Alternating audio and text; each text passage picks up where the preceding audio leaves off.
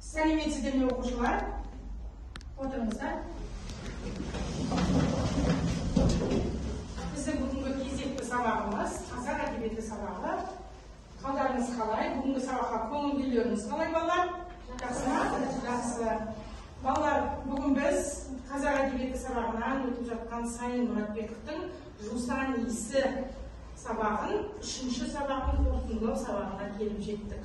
Бұған дейін сіздер бұл тақырыптың мазмұнын, бұл әңгіменің мазмұнын, кейіпкерлерге сипаттама барлығын біз жоспар бойынша сіздермен танысқан болатынбыз. Бүгінгі сабағымызды бастамас бұрын біз бір-бірімізге қорытынды сабаққа жылы сөз айтып, әдемі көңіл-күй сыйлауды жөн көріп отырмыз. Осы қалай топпен бөлініп отырсыздар? Мынау жүрекше арқылы бір-бірімізге жақсы сөз арнайтын болайық. Балалар, бүгін біз Жусан иісі әңгімесін өте жақсы қорытындылайтын болайық. Мен сіздерге осындай тілек тілеймін. Келесі. Бүгінгі сабақта жақсы баға алуларыңызға тілектеспіз. Жақсы.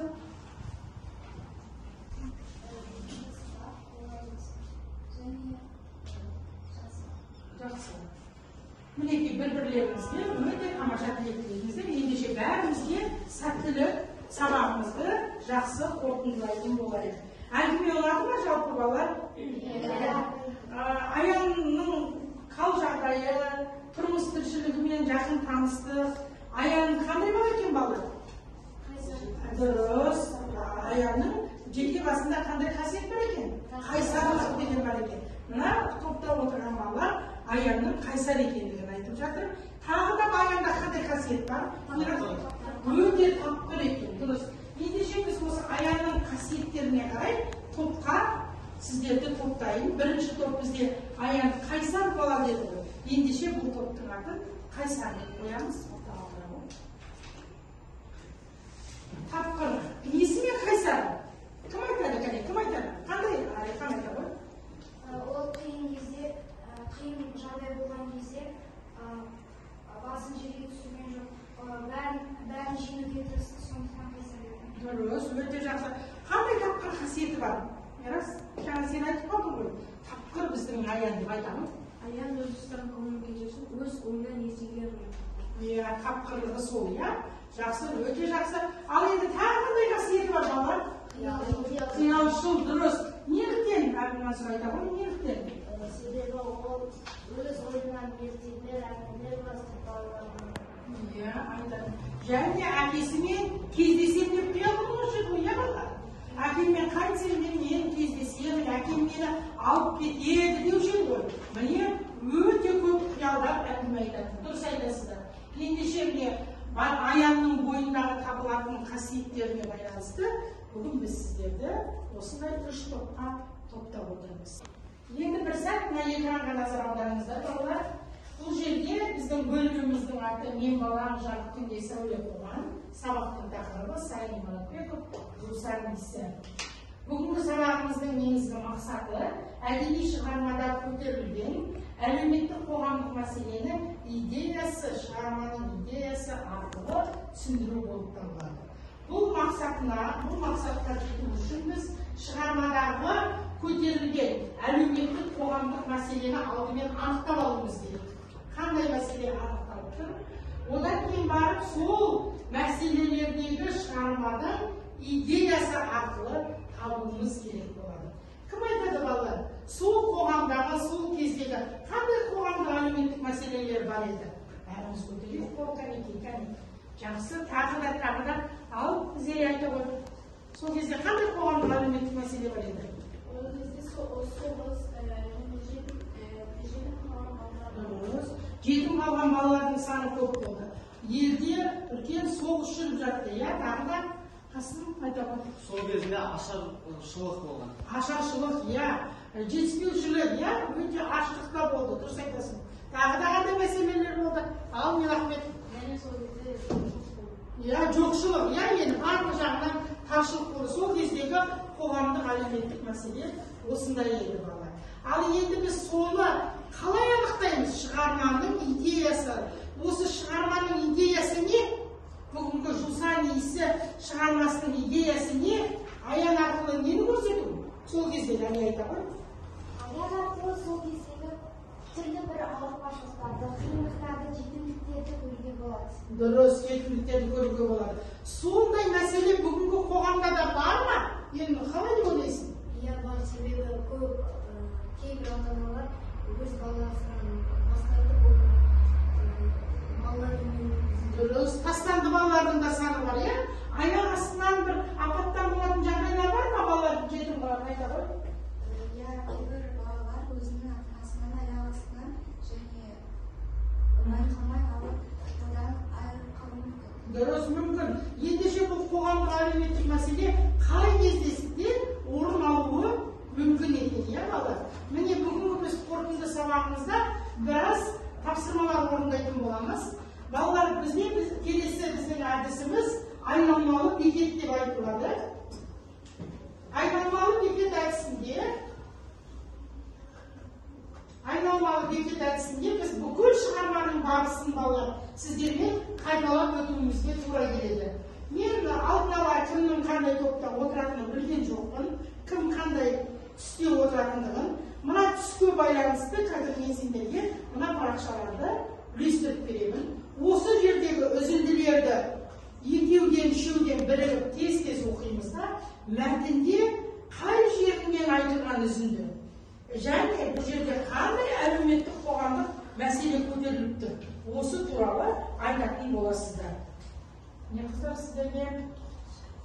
Не? Айтқан айды? Сендерде сары түс пе? Түстер. Мынау кастанға бір жақта сары болу керек, қызылдан.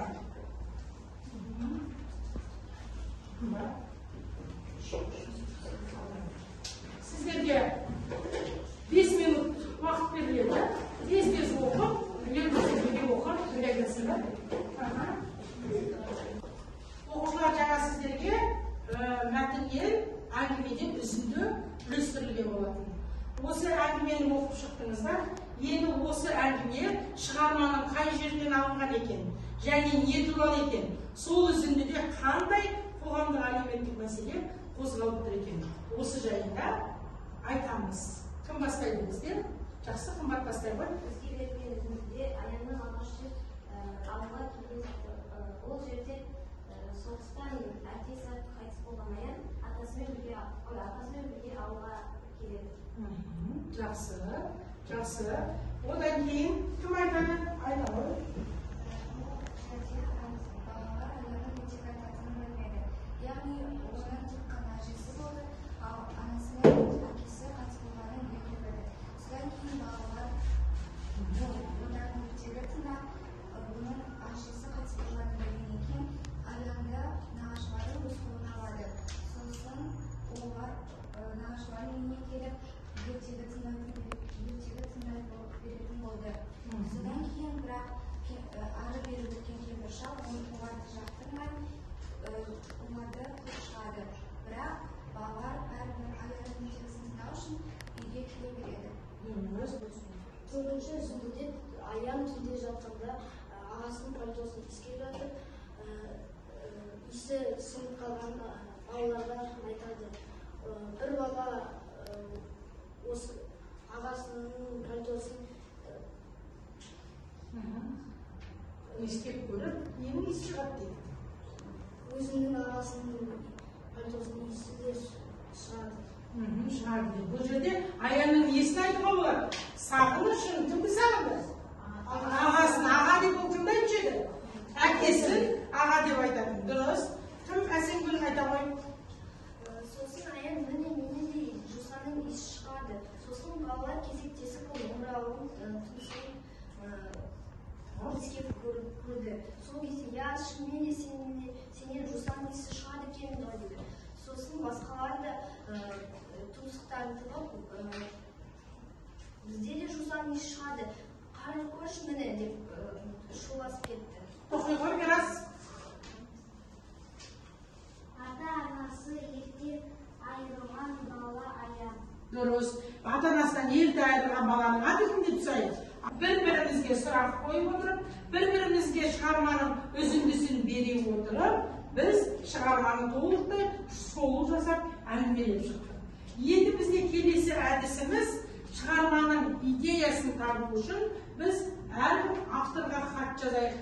Борт журналы тәсілін қолданамыз. Сіздердің алдарыңызға мен ақ қағаздар тастап қойған болатынмын.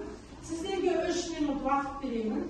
Осы 3 минут уақытында авторға хат әдісі арқылы бүгінгі шығармадан өздерінің алған әсерлеріңді не білгілерің келеді, осыны жазасыздар, сосын оқып бересіздер.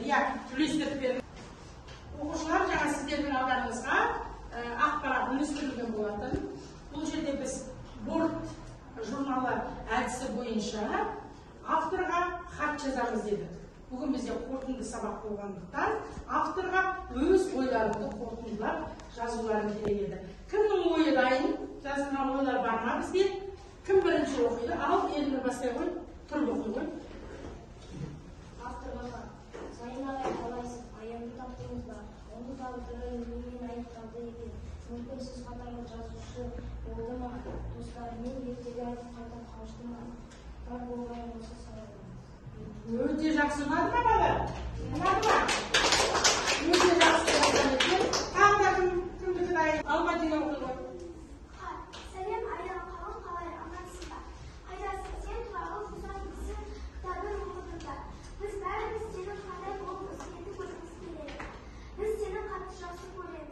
Сен туралы жазылған кітап маған қатты ұнады. Сау бол, сәлемдер. Жақсы, өте жақсы. Авторғамыз тікелей Аянның өзіне жазған екен Мадина, Енді балалар сабағымыздың соңында мен сіздерден кері байланыс алғым келіп отыр, ауызша. Бұл жерде балалар кері байланысты аяқталмаған сөйлем әдісі арқылы алғым келіп отыр. Бұл жерде сіздер ауызша бүгін не білдіңіздер, сіздерге не қызықты болды, және сізге қиын болған кезі болды ма, түсінбей қалған жері. Немесе сіз өзіңізге үлгі тұтып үйренген сәттеріңіз болды ма? Осы жайында кері байланыс берейік. Кері байланыс берейік, және ойланайық. Маған ауылда шам топырақ жерде Аянның аппақ жетемен пайда болғанын оқыған қызық болды. Дұрыс.